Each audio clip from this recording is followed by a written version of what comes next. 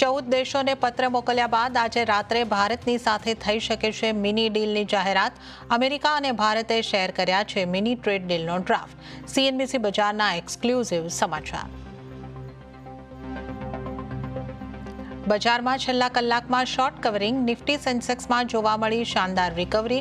બંને ઇન્ડેક્સ 5% તેજી સાથે બંધ, તો બેંક નિફ્ટીમાં જોવા મળી 300 પોઈન્ટની તેજી। મિડ કેપ સ્મોલ કેપ પણ નીચલા સ્તરેથી રિકવર થઈને બંધ।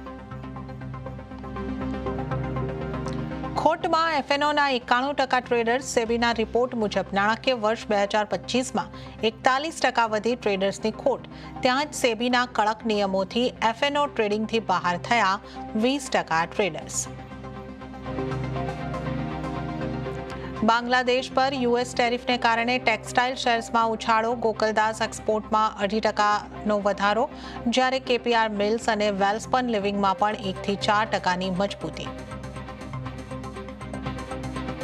ખાદ્યતેલની કિંમતો પર સરકારની દેખરેખ। ખાદ્યતેલોનું ઉત્પાદન, સ્ટોક અને વેચાણ પર સરકાર રાખશે નજર।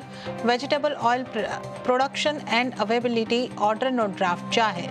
સ્ટેક હોલ્ડર્સે 11 જુલાઈ સુધીમાં આપવાની રહેશે સલાહ।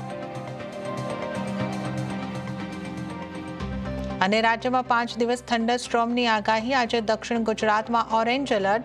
અમરેલી, બોટાદ, ભાવનગરમાં ભારે વરસાદની આગાહી।